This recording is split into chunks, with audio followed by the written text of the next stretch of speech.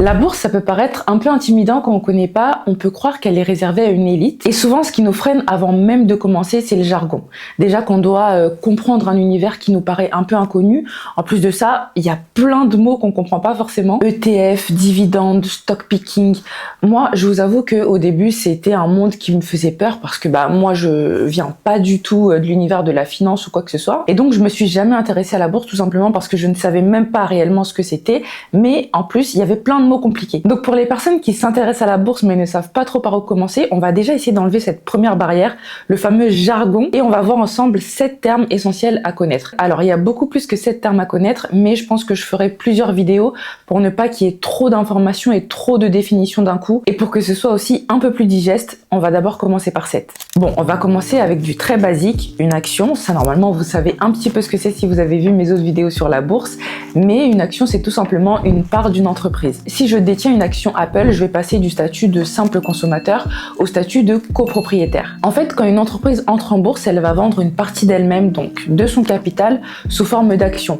Et donc nous, ça va nous permettre, en tant qu'investisseur, de pouvoir acheter ces actions. Et l'avantage pour l'entreprise, c'est que ça va lui permettre de financer sa croissance. Donc si elle veut grandir, si elle veut financer différents projets, et cet argent va lui permettre de le faire. Alors ce qu'il faut savoir, c'est que le prix d'une action en bourse, il est jamais fixe. Il dépend de plusieurs facteurs. Il peut changer à tout moment et pour plusieurs raisons différentes, soit en fonction de l'offre et de la demande. Donc s'il y a beaucoup d'acheteurs, le prix forcément il va monter, et s'il y a beaucoup de vendeurs, le prix va baisser. Ça peut aussi dépendre des résultats de l'entreprise, de l'actualité ou du contexte économique. Et comme le prix d'une action peut changer très vite, donc il peut monter ou baisser en quelques heures ou même en quelques minutes, on va parler de volatilité. Alors la volatilité, du coup vous l'avez compris, c'est le fait que le prix puisse bouger rapidement. En bourse, quand on dit qu'une action est volatile, ça veut dire que son prix monte ou son prix descend assez rapidement. Donc plus un prix change vite, plus il est volatile, et moins il bouge, plus il est stable. Ensuite, on a les obligations. Une obligation, c'est tout simplement un prêt. En fait, quand on achète une obligation, on va prêter notre argent à une entreprise, à un État ou à une institution, et en échange, ils vont nous verser des intérêts, ce qu'on appelle des coupons. Ensuite, ils vont nous rembourser tout notre argent à une date précise, et ça, c'est ce qu'on appelle une échéance. Et là, contrairement aux actions, en fait, on n'est pas propriétaire de l'entreprise,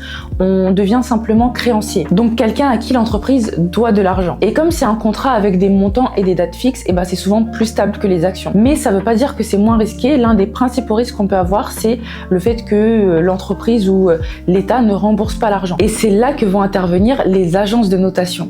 Alors les agences de notation, il y en a plusieurs dans le monde. On a Standard & Poor's, on a Moody's et on a Fitch. Et elles, en fait, elles vont se charger de donner des notes aux entreprises ou aux États pour indiquer leur niveau de fiabilité. Plus la note va être élevée, comme AAA, plus ça veut dire que l'emprunteur est solide et que donc il n'y a pas de risque qui va nous rembourser l'argent. Et plus la note est basse, plus il y a de risques que l'entreprise ne rembourse pas. Et d'ailleurs, si vous n'aviez pas fait le rapprochement, Standard & Poor's, c'est la même entreprise qui a créé le S&P 500, donc l'indice qui regroupe les 500 plus grandes entreprises américaines cotées en bourse. Ensuite, on enchaîne avec les ETF. Ça pareil, maintenant vous devez connaître. D'ailleurs, je pense que bientôt je vais vous faire des interros surprises. Mais un ETF, du coup, pour ceux qui n'ont pas vu mes autres vidéos, c'est un type d'investissement qui va nous permettre de diversifier nos placements. C'est-à-dire que au lieu d'investir dans une seule entreprise, en un seul achat, on va pouvoir acheter comme un panier qui va nous permettre d'investir dans plusieurs entreprises différentes. Là, j'ai trouvé un très bon exemple pour vous expliquer ce que c'est.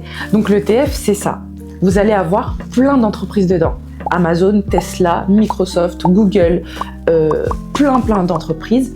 Donc au lieu d'acheter individuellement votre action, vous allez en un seul achat pouvoir acheter toutes ces entreprises-là.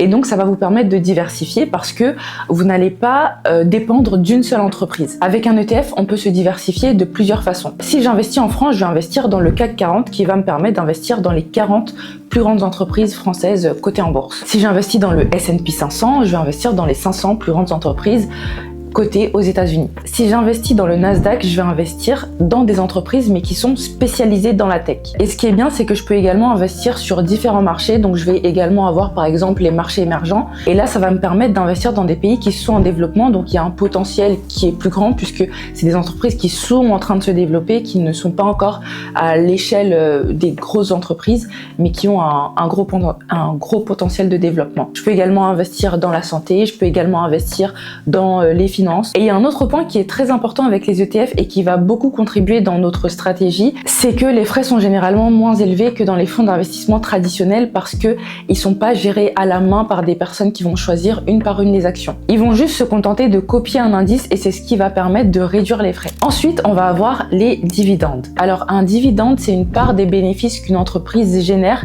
et qu'elle va décider de reverser à ses actionnaires. Quand une entreprise gagne suffisamment d'argent et qu'elle est en bonne santé, elle peut décider si elle veut de reverser une partie de ses bénéfices à ses actionnaires. Alors c'est pas toutes les entreprises qui décident de reverser des dividendes, certaines entreprises vont plutôt garder les bénéfices qu'elles vont avoir et les réinvestir pour pouvoir faire grandir l'entreprise. Les dividendes, ils vont être versés par action. Donc ça veut dire que si une entreprise verse 2 € de dividendes et que je possède 10 actions de cette entreprise, je vais toucher 20 €. Donc plus on va détenir d'actions et plus on va toucher de dividendes. Par contre, il y a deux choses très importantes à comprendre. La première, c'est que les dividendes sont imposables. La deuxième, elle est un petit peu plus technique, mais c'est que quand une entreprise verse des dividendes, c'est de l'argent qu'elle va prendre sur son bénéfice. Donc ça sort tout droit de sa trésorerie. Ça veut dire que le jour du versement, le prix de l'action, il va mécaniquement baisser du montant du dividende. Je vais vous donner un exemple pour que ce soit beaucoup plus clair. Si j'achète une action à 1 000 € et que l'entreprise verse 100 € de dividendes, le jour du versement, je vais finalement me retrouver avec une action qui ne vaudra plus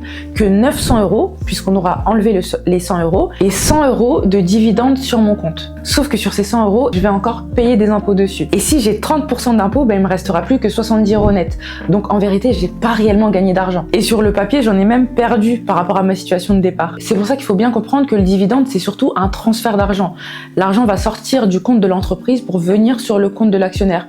Donc ça crée pas de nouvelles richesses. Et si on prend deux personnes différentes sur 10 ans qui investissent 10 000 €, l'une qui va réinvestir ses dividendes et l'autre qui va récupérer les dividendes, on verra que la personne qui réinvestit ses dividendes de manière automatique gagnera beaucoup plus que celle qui récupère les dividendes. Et même si elle les réinvestit après, elle gagnera beaucoup moins que celle qui aura automatiquement réinvesti ses dividendes. Ensuite, on va avoir le DCA, donc le Dollar Cost Averaging, ou tout simplement l'investissement progressif. En fait, c'est une manière d'investir qui consiste tout simplement à mettre la même somme d'argent, peu importe que le marché monte ou que le marché descende. Par exemple, on peut décider d'investir tous les mois 200 € de manière automatique sans se poser de questions. Donc si une action coûte 10 €, on pourra en acheter 20. Si elle coûte 8 €, on pourra en acheter 25. Mais si par contre elle monte à 12 €, on pourra en acheter que 16. Mais là, l'idée, ça va être vraiment de lisser le prix d'achat dans le temps. C'est-à-dire que des fois, on va acheter quand le prix va être élevé, des fois, on va acheter quand le prix va baisser et au final, ça va créer une moyenne. Et l'avantage avec cette stratégie, c'est que ça va nous éviter de timer le marché, c'est-à-dire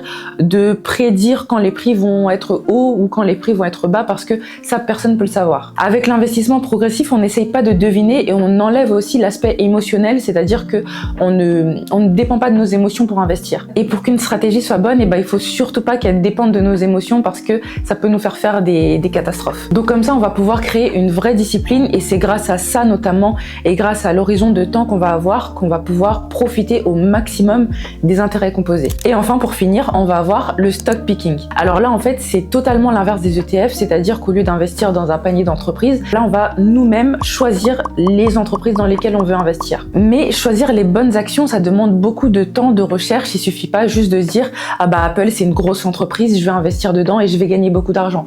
Ça dépend de beaucoup de choses. Il faut savoir analyser les chiffres et avoir beaucoup d'expérience. Et d'ailleurs, même l'expérience ne nous garantit pas d'avoir de bons résultats. Et ça, il y a des études qui le montrent très bien. La majorité des professionnels qui vont investir vont faire beaucoup moins bien qu'une simple stratégie ETF. Donc bon, après, c'est un choix personnel. Si vous vous sentez plus à l'aise à investir et à choisir vous-même des entreprises individuellement, que vous aimez bien analyser les marchés et que vous pensez qu'il y a une entreprise qui va surperformer le marché, libre à vous d'investir dans cette entreprise-là. Mais en tout cas, il faut savoir que dans la majorité des cas, sur le long terme, cette stratégie, elle va beaucoup moins fonctionner qu'une simple stratégie ETF. Donc voilà, j'espère que cette vidéo vous aura aidé à mieux comprendre la bourse et surtout à mieux appréhender ce domaine. C'est vraiment pas si compliqué que ça. Après, c'est sûr qu'il y a des choses à bien comprendre et à bien assimiler pour pouvoir avoir une bonne stratégie. Mais au fur et à mesure, à force d'entendre tout le temps les mêmes mots, vous verrez que ça deviendra un peu familier et que ça sera beaucoup moins compliqué. En tout cas, je voulais encore une fois vous remercier dans cette vidéo de vous abonner à ma chaîne et d'être de plus en plus nombreux. Ça me fait trop plaisir. Et je trouve ça vraiment bien que les gens soient de plus en plus sensibles à ce genre de sujet, c'est-à-dire l'argent et l'investissement. Parce que je pense que dans pas longtemps, on va vraiment plus avoir le choix que de s'intéresser à l'investissement parce que les temps deviennent durs. Voilà, en tout cas, merci beaucoup, merci pour tout et nous on se retrouve la semaine prochaine dans une nouvelle vidéo.